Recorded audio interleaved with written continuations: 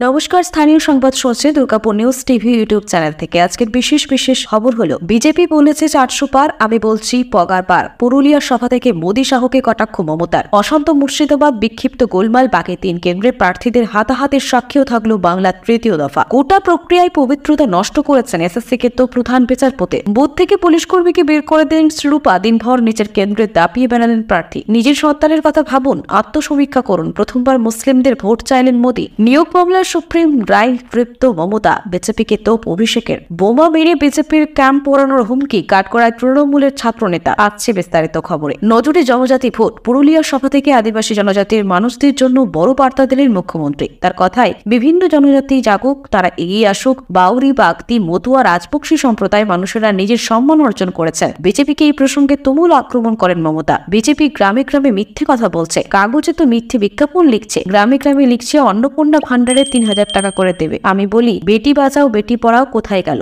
1 টাকাও কাউকে দিয়েছে? প্রধানমন্ত্রী গ্যাস বেলুনের থেকে বড় গ্যাস বেলুন। আর ঠিক এই ভাষাতেই মুখ্যমন্ত্রী কেন্দ্রকে নিশানা করলেন এদিনের সভা থেকে। লোকসভা তৃতীয় দফার ভোটে অসত্য মুর্শিদাবাদ। বিক্ষিপ্তভাবে গন্ডগোল বেঁধেছিল জঙ্গিপুর এবং মালদের 2 কেন্দ্রে। 4 কেন্দ্রে অনেকগুলি বুথে বাম কংগ্রেস প্রার্থীদের মারধরের অভিযোগ ওঠে শাসক দলের আশ্রিত দুষ্কৃতীদের বিরুদ্ধে। মালদহ দক্ষিণে আক্রান্ত হয় খোদ শাসক দলেরই কর্মীরাই। তবে বেলা বাড়তে পরিস্থিতি নিয়ন্ত্রণে আসে। মঙ্গলবার প্রার্থীদের হাতাহাতির সাক্ষী থাকলো বাংলার তৃতীয় দফা 4 কেন্দ্র মিলিয়ে একাধিক ভুয়ো ভোটার চিহ্নিত করে তাদের গ্রেপ্তার করা হয়। ভগবানগোলা উপনির্বাচনে গন্ডগোলের তেমন কোনো খবর পাওয়া যায়নি। বিকেল 5টা পর্যন্ত মালদা উত্তরে ভোট পড়েছে 73.30%। মালদা দক্ষিণে ভোট পড়েছিল 73.68%। জঙ্গিপুরে 72.13%। প্রায় 26,000 শিক্ষাকর্মীর চাকরি বাতিল নিয়ে সুপ্রিম কোর্টে শুনানি চলছে। শুনানিতে প্রধান বিচারপতির একের পর এক ধারালো প্রশ্নের মুখে পড়তে হয় এসএসসি ও রাজ্য সরকারকে। প্রধান বিচারপতি ডিওয়াই চন্দ্রচূড় বলেন, এটা পরিকল্পিত জালিয়াতি।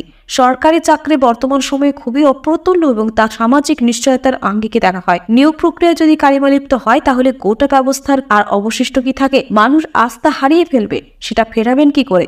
হাইকোর্টের রায়কে চ্যালেঞ্জ করে এসএসসির আইনজীবী জয়দীপ গুপ্তা তিনি সওয়াল করেন, এখতিয়ারের বাইরে গিয়ে চাকরি বাতিল করেছে কলকাতা হাইকোর্ট। আর এরপরেই প্রধান বিচারপতি প্রশ্ন করেন, ওএমআর শিট এবং স্ক্যান কপিগুলো কি নষ্ট করে ফেলা হয়েছে? জবাবে আইনজীবী জয়দেব গুপ্তা বলে, হ্যাঁ। প্রার্থী নিজেও জানেন তার জয়ের চাবিকাঠি ইংরেজবাজার শহরে। আর তাই ভোটের দিন সাত সকাল থেকে শহরের বুথে বুথে ঘুরে বেড়ালেন দক্ষিণ মালদা কেন্দ্রের বিজেপি প্রার্থী শিরূপা মিত্র চৌধুরী। কোথাও তৃণমূল নেতাদের চোখে চোখ রেখে চালিয়ে গেলেন লড়াই, কোথাও বা বুথ থেকে রাজ্য পুলিশকে বের করে নির্বাচনী আইন শেখালেন কেন্দ্রীয় বাহিনীকে। শহরের বেশ কয়েকটি বুথে তাকে ঘিরে গো ব্যাক স্লোগানও দেওয়া হয়, তবে তিনি পরোয়া করেননি। শহরের তৃণমূল নেতাদের লুজ বলে একের পর এক ছক্কা মারলেন বিজেপি প্রার্থী। এদিন তিনি প্রথমেই খবর পেয়ে ছুটে যান শহরের বিবেকানন্দ স্কুলে।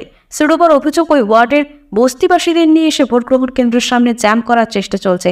লোকসভা নির্বাচন চলাকালীন প্রথমবার সংখ্যালঘু মুসলিমদের কাছে সরাসরি ভোট চাইলেন প্রধানমন্ত্রী। এবার সর্বভারতীয় সংবাদ মাধ্যমকে দেওয়া সাক্ষাৎকারে তিনি বলেন, প্রথমবার আমি মুসলিম সম্প্রদায়ের কাছে আর্জি জানাচ্ছি, আপনারা আত্মসমীক্ষা করুন, নিজেদের সন্তানদের ভবিষ্যতের কথা ভাবুন। 2024 সাধারণ নির্বাচনের 3 পর্বে ভোট মঙ্গলবার মিটল।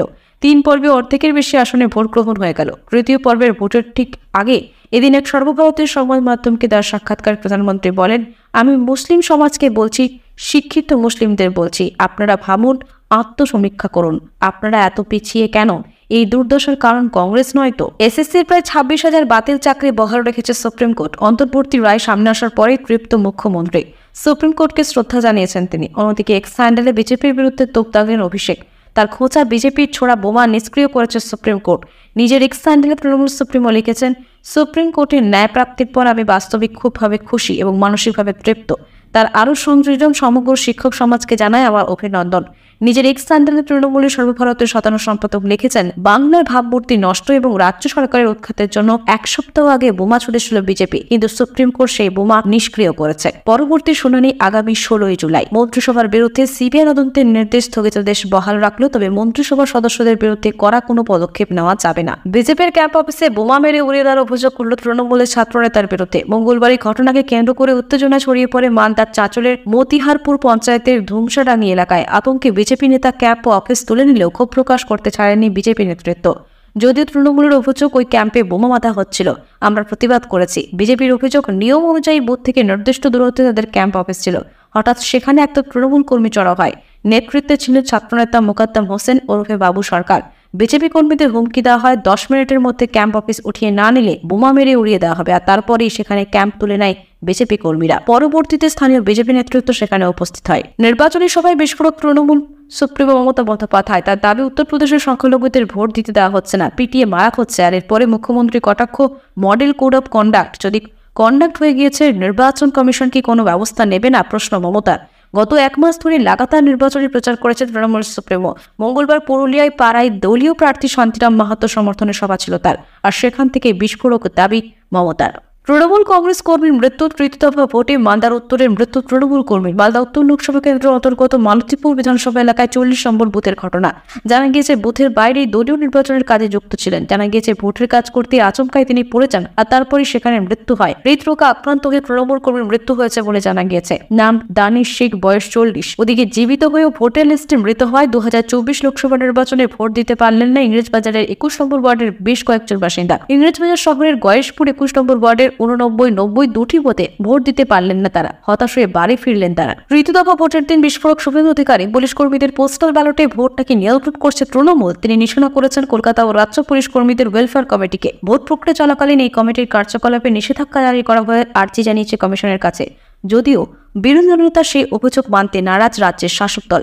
রাজ্যের মন্ত্রী তথা তৃণমূলের মহিলা নেত্রী চন্দ্রিমা ভট্টাচার্যের দাবি, বিজেপি ঘাবড়ে গিয়ে সব কথা বলছে, ভিত্তিহীন অভিযোগ। মঙ্গলবার রাজ্যের তৃতীয় দফার ভোট গ্রহণ প্রক্রিয়া চলছে, আর এদিকে বিস্ফোরক অভিযোগ করলেন শুভেন্দু অধিকারী। তৃণমূল কংগ্রেস মহিলাদের দিয়ে নির্বাচনের কাজে বাইরে থেকে আসা অফিসারদের ফাঁসিয়ে দিতে পারে, এমন আশঙ্কা করলেন বিষ্ণুপুরের বিজেপি প্রার্থী সৌমিত্র খা। তিনি অফিসারদের পরামর্শ দেন তৃণমূলের এই চক্রান্ত থেকে সতর্ক থাকতে। সৌমিত্রের এই মন্তব্যের পাল্টা প্রতিক্রিয়া দিয়েছে তৃণমূল। সম্প্রতি রাজ্যপালের বিরুদ্ধে শ্লীলতাহানির অভিযোগে তোলপাড় হয়েছে রাজ্য রাজনীতি, আর এই ঘটনাকে হাতিয়ার করে বিভিন্ন নির্বাচনী সভায় ঝড় তুলেছে মমতা বন্দ্যোপাধ্যায়। আর এর প্রেক্ষিতে সৌমিত্র খা বলেন, নির্বাচন কমিশনের সমস্ত অফিসার যারা বাইরে থেকে আসছে, তাদের কাছে আমার অনুরোধ, তৃণমূল কংগ্রেস মহিলাদের দিয়ে ট্র্যাপ করার চেষ্টা করছে, আপনাদেরও ফাঁসানোর চেষ্টা করছে। স্থানীয় সংবাদ এখানেই শেষ হলো।